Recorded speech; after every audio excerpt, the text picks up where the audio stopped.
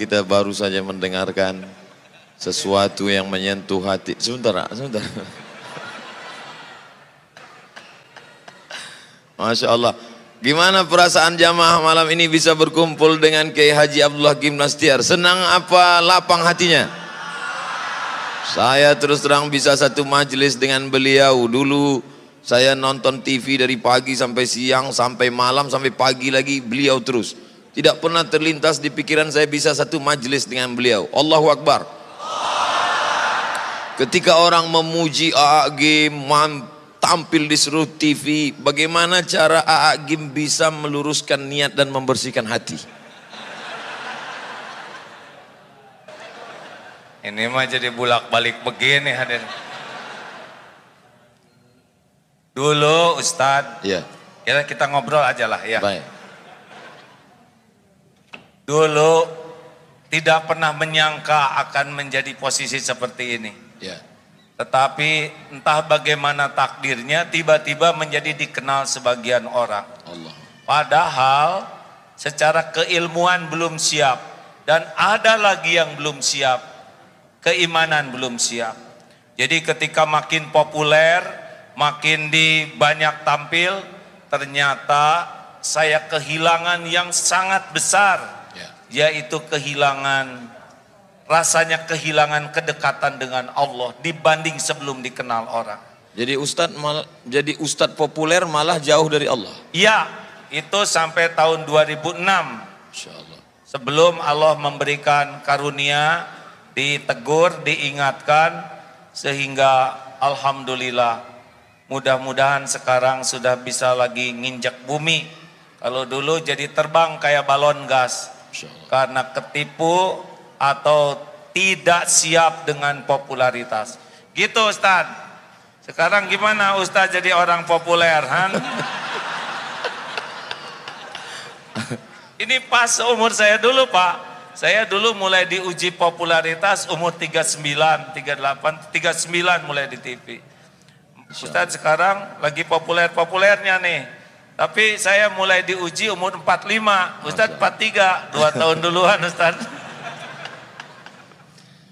Bagaimana mungkin orang yang berada di masjid yang semestinya mengingat Allah, yang mestinya berasa berhadapan dengan Allah, tapi justru melupakan Allah? Ini kan ujian luar biasa. Ya memang kalau mulut mudah menyebut Allah, tapi hati belum tentu. Dan bahayanya penceramah model kita Ustadz, kalau orang awam. Ada sebagian orang ketika dia diuji dengan sakit, dia katakan saya sedang diuji.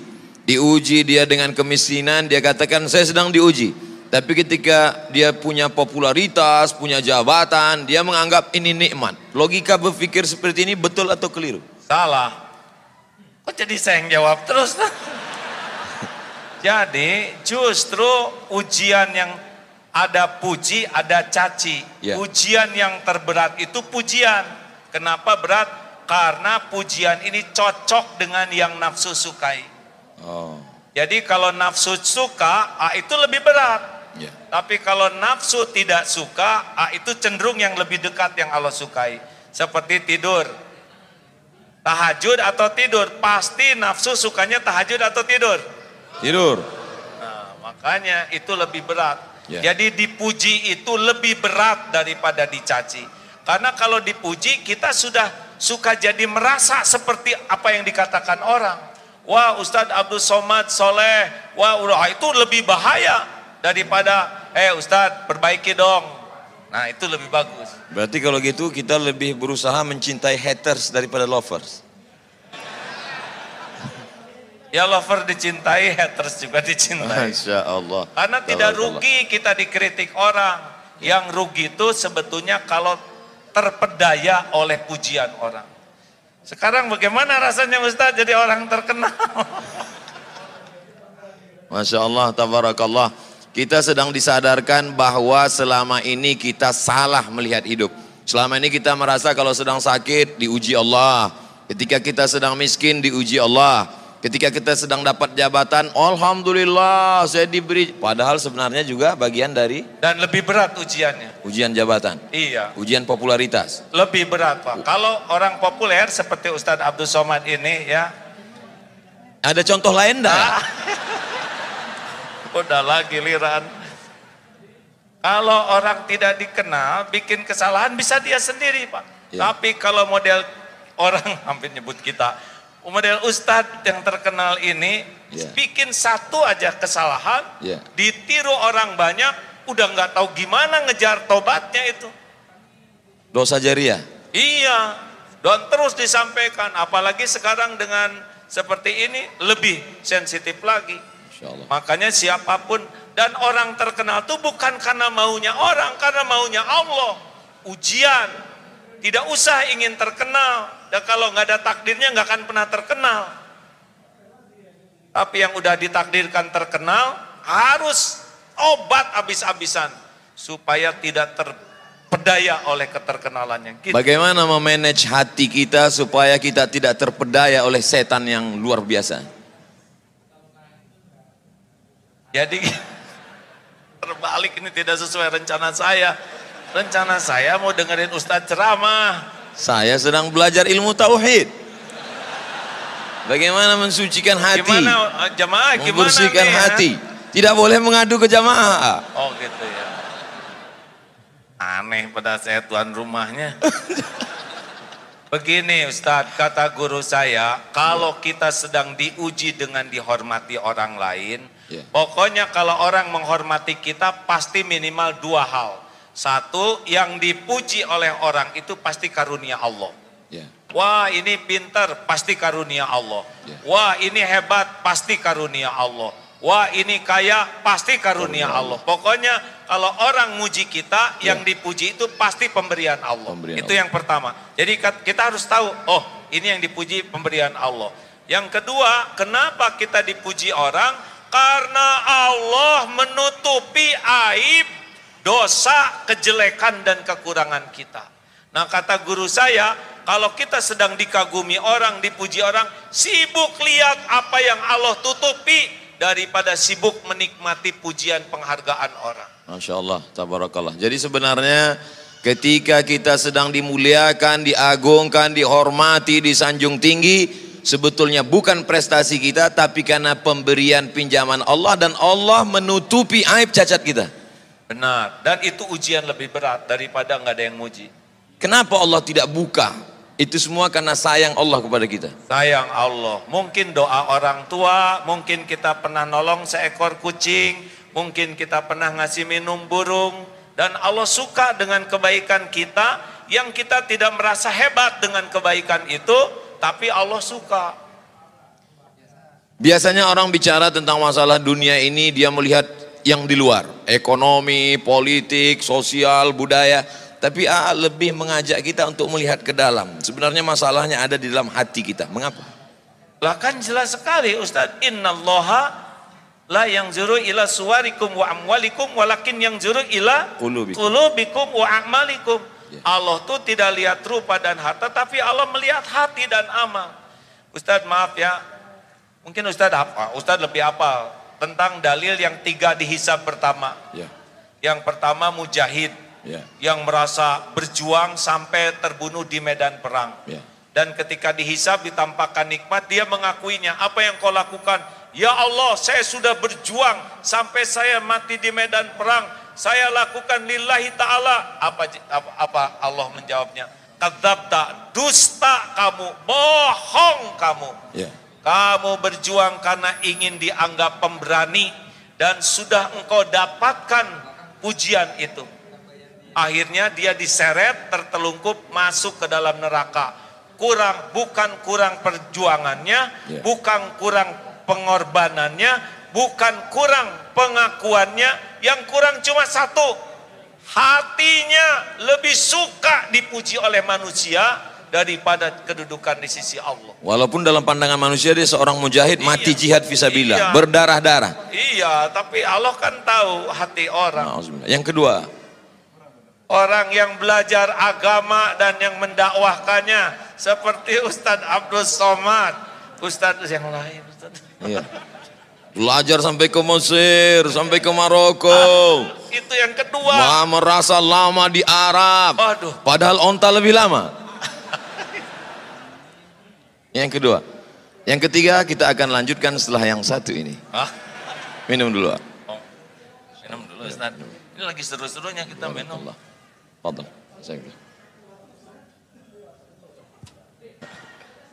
Masya Allah, tabarakallah. Yang kedua itu yang belajar agama dan mendakwahkannya, belajar Quran dan membacanya. Tidak semua ke sorga. Jadi jangan kaget kalau di akhirat, na'udzubillah min zalik, ada ulama yang terkenal di dunia tapi tidak ke sorga.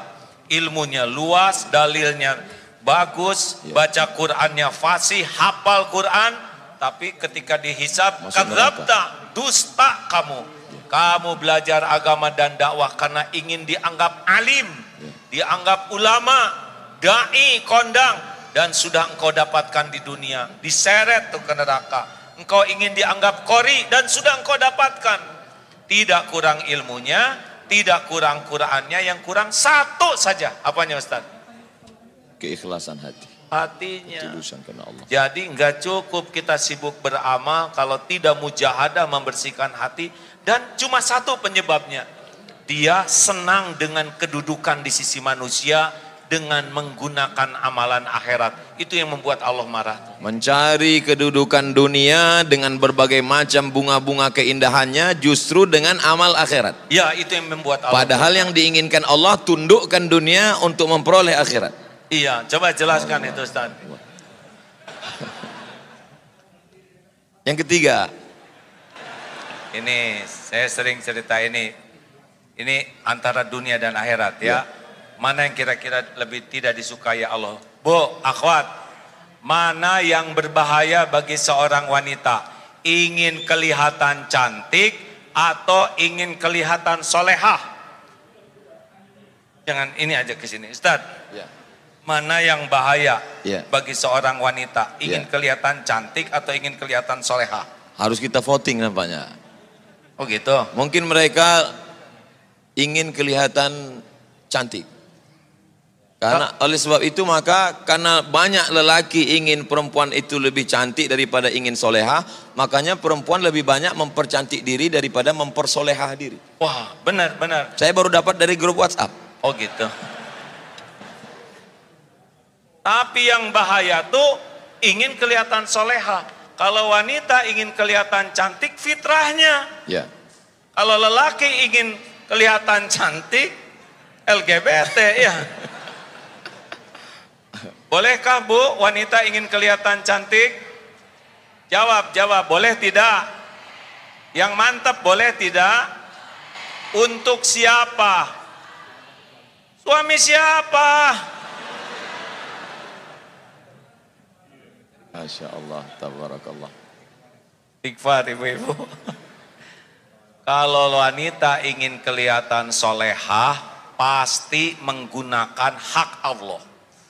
Jadi lebih nunduk, subhanallah. Yang harusnya zikir untuk Allah, tapi dia ingin dipuji oleh orang ahli zikir.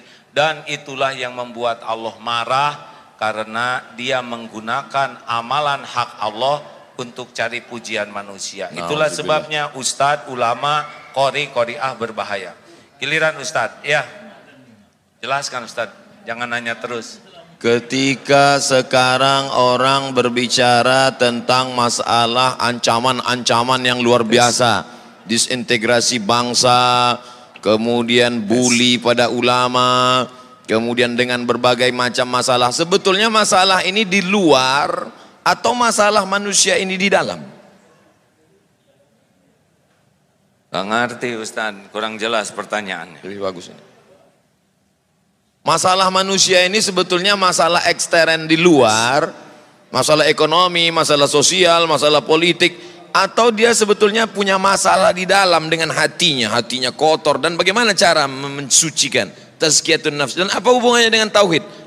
Selalu mengkaji tentang masalah tauhid. Apa sebenarnya target dari tauhid? Saya belum pernah ditanya kayak gini terus-terusan hadis.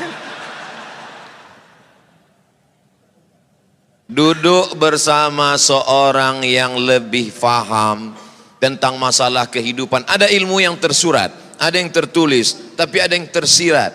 Inna fi khalqis samawati, dalam penciptaan langit, tidak tersurat, tidak ada dalam tulisan, tidak dikatakan oleh ulama, tapi dia dapat ditangkap. Ittaqu firasatal mu'min, takutlah kamu pada firasat orang beriman. Fa innahu yanzuru binurillah, dia bukan memandang dengan matanya, tapi dia dengan memandang dengan pandangan Allah yang diberikan Allah pinjaman kepada dia. Maka duduk sejenak dengan orang berilmu sama dengan duduk berjam-jam bahkan berhari-hari di perpustakaan. Kita nikmati duduk bersama dengan orang berilmu ini, maka kita ambil semuanya, mudah-mudahan jadi bekal kita di masa akan datang. Takbir. Semangat mereka. Kita dengarkan jawabannya. Tauhid, tauhid. Seumur-umur saya ceramah, baru kali ini saya dipaksa menjawab begini. Ilmu yang saya dapatkan begini, mengapa Rasulullah Shallallahu Alaihi Wasallam diutus ke bumi? Ya. Innama bu'itstu liutammima makarimal akhlak. Sesungguhnya hamba diutus ke bumi hanyalah untuk menyempurnakan kemuliaan akhlak. Ya. Beliau bersimbah keringat, air mata, bahkan darah, agar kita semua memiliki akhlakul karimah. Karena semua masalah itu gara-gara akhlak yang buruk. Akhlak. Politik itu tidak ada masalah, tapi menjadi masalah kalau berpolitik dengan akhlak yang buruk. Ekonomi itu juga tidak masalah, tapi jadi masalah kalau akhlak buruk. Dalam rumah tangga juga yang jadi masalah itu adalah akhlak. Benar? Ada ikhwan yang belum nikah? Maaf, akhwat ada yang belum nikah?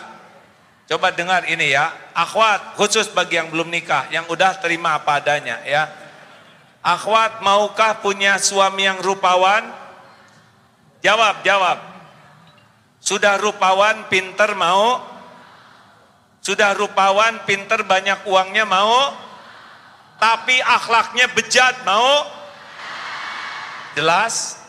Ada harapan untuk saudara-saudara ya, yang kurang rupawan, kurang pinter, kurang duit, asal akhlak mau, akhlak, betul?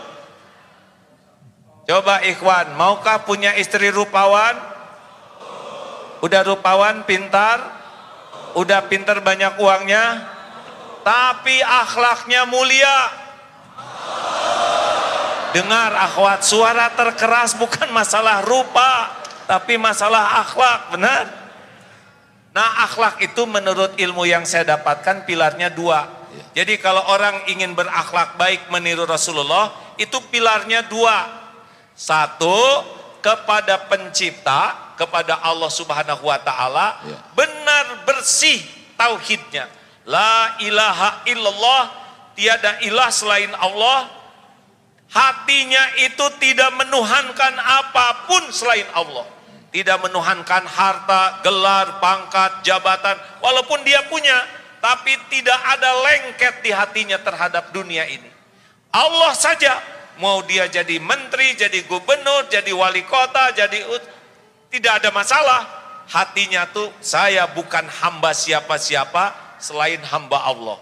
Buahnya dua, patuh dan pasrah. Cirinya juga dua, roja dan khaufnya kepada Allah. Itu tauhid.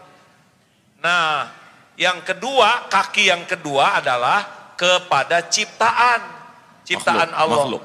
Rahmatan lil alamin. Kepada pencipta bertauhid, kepada ciptaan rahmatan lil alamin. Penuh kasih sayang, keinginan agar orang-orang itu punya nikmat iman, bisa selamat dunia akhirat. Itu Ustadz yang saya tahu. Itu makanya AA Gim selalu mengkaji masalah tauhid, bahkan pondoknya Darut Tauhid. Pertanyaan yang menggumpal, mengkristal di kepala kita selama ini, mengapa tauhid? Ternyata masalah manusia ini dapat diselesaikan dengan dua, kepada Khalik, hanya bergantung kepada Allah. Tapi selama ini kalau kita bicara tentang masalah orang bertauhid, biasanya katanya zuhud, jangan bergantung kepada harta, jangan bergantung kepada kuasa, akhirnya dia hidup miskin, susah, melarat. Tapi Agim ada yang unik, dia bicara tentang tauhid, bicara tentang zuhud, tapi dia kaya raya. Motornya gede. Bukan motor gede, itu motor sedang, sayanya kecil, jadi lebih kelihatan.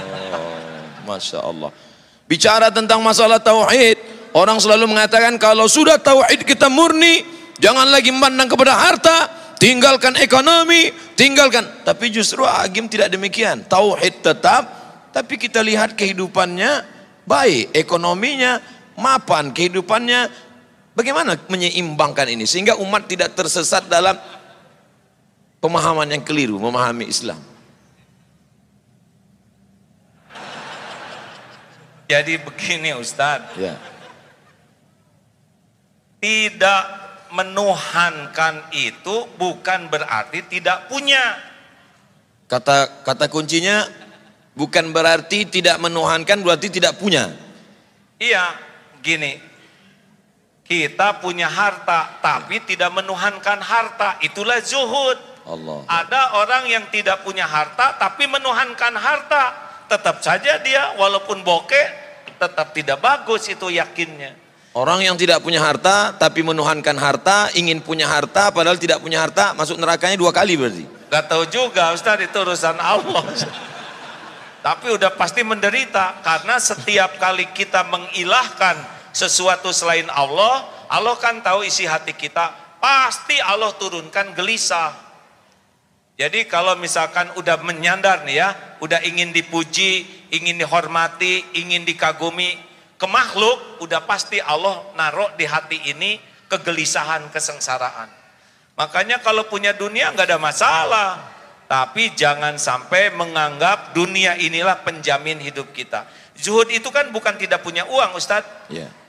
Orang yang zuhud itu mau punya 1000, 1.000.000, 1.000.000.000 sama. Karena dia lebih yakin dengan jaminan Allah daripada apa yang ada di tangannya. Itu zuhud.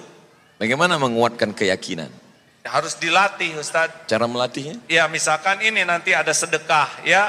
Jangan suka ragu-ragu, sedekah berapa? Gak usah dihitung-hitung. Ada sini, coba aja keluarin.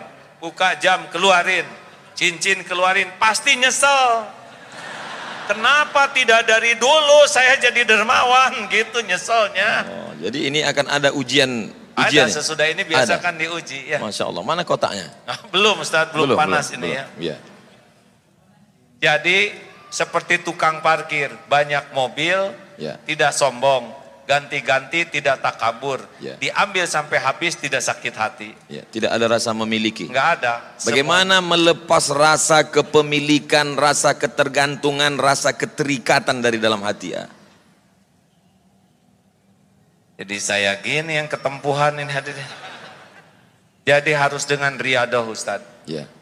Tidak bisa ilmu ma'rifatullah ini hanya dengan belajar. Ya. Tapi harus ada mujahadah melepaskannya. Makanya seperti kalau saudara ragu terhadap uang, latih saja. Dia punya uang, potong 5%, sedekahkan. Lihat, jadi miskin tidak? Oh enggak juga. Potong 10%, jadi miskin tidak? Oh enggak. Potong 20%. Tuh lihat Ustaz, udah lihat kan? Semuanya tegang. Padahal baru rencana.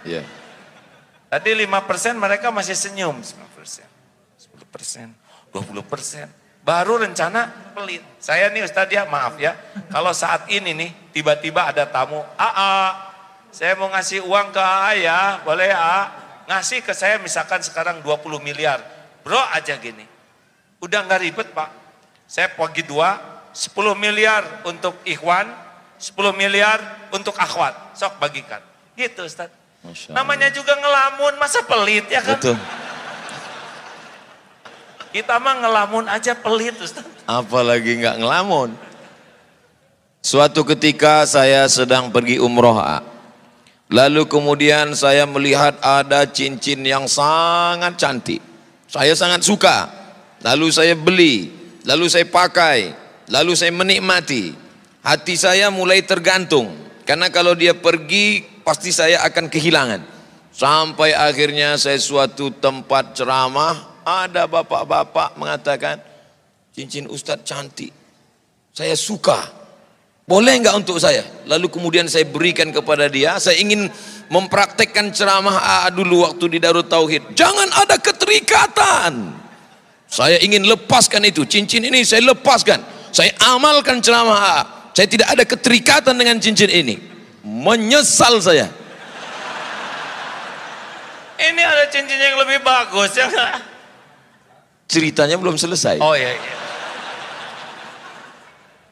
Begitu saya berikan saya menyesal dalam hati saya. Ini gara-gara mengamalkan ilmu game ini.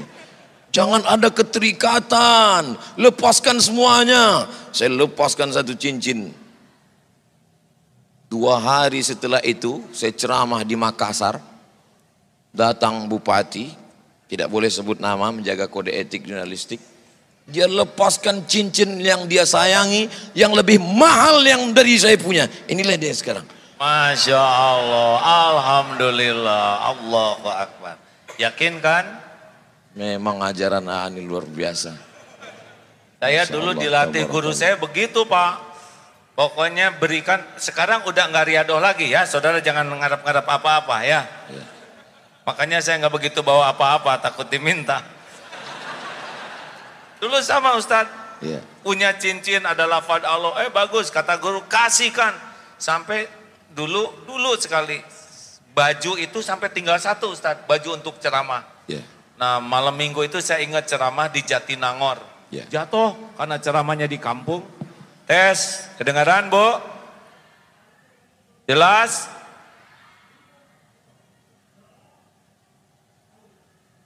Dari tadi tidak kedengaran. Yang sebelahnya gini, yang sebelahnya gini, gimana? Jelas sekarang? Ya memang hidup tidak mungkin memuaskan setiap orang. Nah hadirin, saya ingat tuh Ustadz, pada subuh, waktu itu saya masih tinggal dengan orang tua, sedih karena pagi harus ceramah, tapi baju tidak ada karena yang semalam kotor. Ya Allah, saya sudah berusaha ngamalkan perintah guru saya, dan sekarang saya nggak punya baju ganti untuk ceramah. Masya Allah tuh pada subuh, datang tuh tamu bawa baju batik 2 seperti ini, safari. Belum pernah saya punya baju batik, tolong pakai ini, saya beli tapi kekecilan, mungkin dia cocok 2 sekaligus tuh. Alhamdulillah, Allah ilhamkan beli tapi dibikin kekecilan sehingga ngepasnya buat saya. Jadi benar-benar tidak akan pernah balasan dari Allah itu mengecewakan. Gimana kalau ketika memberi itu ada harapan dalam hati, mudah-mudahan Allah balas, Allah ganti, boleh nggak? Boleh. Karena ngarap-ngarapnya dari Allah, hanya levelnya belum level bagus. Kalau level yang paling bagus VVIP tanpa ada harapan sama sekali. Allah udah tahu kita berharap di hati kecil. Ya. Allahu Akbar. Kan lintasan hati, wa huwa alimum bidatis sudur, wa asiru qaulakum awijharu bi innahu alimum bidatis sudur. Mau engkau rahasiakan kata-katamu, mau engkau keraskan seperti ini, sesungguhnya Allah tahu isi hati. Al-Mulk 13. Ya. Allahu Akbar. Sulitkah bagi Allah Subhanahu wa taala memberikan yang kita minta? Kenapa Allah tidak pernah mengabulkan semua keinginan kita? Apa rahasia di balik itu? Karena belum tentu baik yang kita inginkan. Wa asa an takrahu syai'a wa huwa khairul lakum wa asa an tuhibbu syai'a wa huwa syarrul lakum. Boleh jadi engkau tidak suka padahal baik menurut Allah bagimu, dan boleh jadi engkau suka padahal buruk menurut Allah. Wallahu ya'lamu wa antum la ta'lamun. Jadi kekeliruan kita selalu menginginkan Allah ikut nafsu kita. Benar Ustaz. Padahal semestinya kitalah yang menurut Allah. Sebetulnya tidak penting keinginan kita itu, yang terpenting keinginan Allah yang terjadi pada diri kita. Bagaimana caranya menundukkan keinginan kita, mengikut kehendak Allah ketika yang kita inginkan tidak tercapai, hati kita tetap lapang, plong. Gimana caranya? Ya Allah, belum pernah sepanjang saya ceramah jadi terdakwa begini. Santri di Darut Tauhid mah gak ada yang berani kayak gini Ustaz. Nggak apa-apa begini hadirin, sebetulnya saya mau dengerin ceramah beliau ini. Setuju tidak begini atau saya balik aja? Ya di Ustadz. Apa pertanyaannya tadi? Selalunya kita menginginkan Allah mengabulkan keinginan kita. Ketika Allah tidak memberi apa yang kita inginkan, lalu kita merasa sempit, sulit, marah. Bahkan tidak sedikit dari orang marah kepada Tuhan. Na'udzubillah. Bagaimana kita menundukkan keinginan kita mengikut kehendak Allah dengan hati yang lapang? Memang ini tauhid. Kalau kita tahu Allah Maha tahu yang terbaik bagi kita, kita tidak akan ngotot dengan keinginan kita. Kita pasti melakukan dua hal. Satu, musyawarah dengan orang yang ahlinya. Yang kedua, istiqoroh. Tugas kita kan cuma 3. Meluruskan niat, menyempurnakan ikhtiar, dan pasrahkan kepada Allah. Kita ini hamba tidak berhak mengatur Allah. Kita ini hanya melurus. Tugas kita kan bukan menentukan sesuatu. Tugas kita tuh niatnya lurus, lillahi ta'ala, ikhtiarnya maksimal di jalan Allah. Dan yang ketiga, kalau baik silahkan, kalau tidak baik jangan. Mungkin praknya ini yang penting tuh Ustaz. Kalau orang tidak pakai prolog niat cara yang benar dan tawakal, pasti luka. Ini kan prinsip luka di hati itu kan karena melekat. Seperti perangko melekat di amplop, ketika dicopot robek dia. Nah, kemelekatan hati kita, lengketnya hati dengan sesuatu, itulah yang bikin kita banyak sakit hati. Karena melekat. Melekat, kayak pengen dipuji, orang tidak muji, sakit hati. Pengen dihormati, orang tidak menghormati, sakit hati. Gitu. Keinginan sumber penderitaan. Oh ya? Iya benar juga. Ada lagunya itu, Pak. Coba Ustadz, jelaskan lagu keinginan sumber penderitaan. Semakin besar keinginan, semakin besar hawa nafsu, semakin besar kekesalan dan penderitaan ketika tidak terkabul. Karena kita sudah membuat suatu obsesi besar. Tapi kalau kita lihat hadis Nabi SAW, Nabi berkata, saat aku lihat percikan batu pertama, kamu akan membebaskan Rom. Saat aku lihat percikan batu pertama ketika menggali khandak parit, ketika berbenturan pacul besi itu dengan batu, aku melihat cahaya, kamu akan membebaskan Yaman, kamu akan membebaskan Syam, kamu akan membebaskan Rom. Apa beda obsesi keinginan dengan cita-cita? Karena Nabi mengajarkan kita punya cita-cita tinggi. Ada dalilnya, ihris ala ma yanfa'uk wasta'in billah wala ta'zaz. Yang lanjutan dari Al-Mu'minul Qawi. Ya, ahabbu ilallah minal mu'min. Ya, Al-Mu'minul Qawi khairun wa ahabbu ilallah minal mu'mini dhaif wa fi kullin khairun. Mukmin yang kuat lebih baik dan lebih dicintai Allah daripada mukmin yang lemah, walau pada keduanya ada kebaikan. Ihris ala ma yanfa'uk. Bersungguh-sungguhlah, antusiaslah, semangatlah dengan apa yang bermanfaat bagimu. Ada lanjutannya, wasta'in billah. Minta tolong ke Allah. Wala ta'jaz, dan janganlah kamu bersikap lemah. Jadi kata kuncinya adalah bermanfaat atau tidak bermanfaat, dan minta tolongnya kepada Allah. Silakan punya cita-citi setinggi bintang di langit, tapi jangan pernah lepas dua, bermanfaat atau tidak bermanfaat. Cita-cita ingin jadi gubernur boleh apa enggak? Boleh. Bukan obsesi, bukan menurut hawa nafsu. Tergantung dalam bayangannya gubernur itu apa. Bahkan cita-cita jadi ulama juga harus dipertanyakan. Kamu ingin jadi apa? Saya pengen jadi ulama. Kenapa? Karena ulama itu keren, dihormati orang, pulangnya dapat amplop. Dunia itu bukan pengen akhirat. Nah kalau gitu ulamanya tuh dunia, itu nggak boleh. Dia pengen jadi ulama versi itu. Kalau saya ingin jadi ulama, kenapa? Karena saya ingin punya hati yang takut ke Allah. Bagus. Pengen jadi gubernur, boleh. Terserah mau jadi apa. Dengan jadi gubernur, mudah-mudahan saya bisa mengambil keputusan yang paling adil. Karena Indonesia ini dibangun dengan negara kesepakatan. Tolong ini teman-teman disimak ya. Indonesia ini dulu awalnya dibangun oleh kesepakatan para tokoh-tokoh kita. Tidak hanya umat Islam, tapi ada juga tokoh-tokoh yang selain agama Islam sepakat membangun negeri ini dengan berdasarkan Pancasila. Itu kesepakatannya. Nah kita misalkan sekarang sudah ada kita harus menyadari bahwa memang cikal bakalnya ini adalah kesepakatan, bukan hanya milik umat Islam. Ya. Jadi kita harus mengerti dan menghargai hak-hak orang lain juga, karena memang kesepakatannya begitu. Jadi kalau saudara ada di Australia, ya memang begitu kesepakatan awalnya. Nah, kita kalau saudara pengen jadi gubernur, dengan begini saya mudah-mudahan bisa bersikap adil kepada umat Islam, mudah-mudahan bisa menjadi tauladan, mengajak ibadah dengan benar, berakhlak dengan baik. Kalau niatnya jadi pejabat untuk keadilan, untuk kemaslahatan, jadi tidak jadi udah dapat pahalanya. Manfaatnya paling tidak Kiai Haji Abdullah Gimnastiar bisa memuluskan, merubah Bank Riau Kepri menjadi Bank Riau Kepri Syariah. Baik apa tidak baik itu? Ulangi. Bank Riau Kepri konvensional.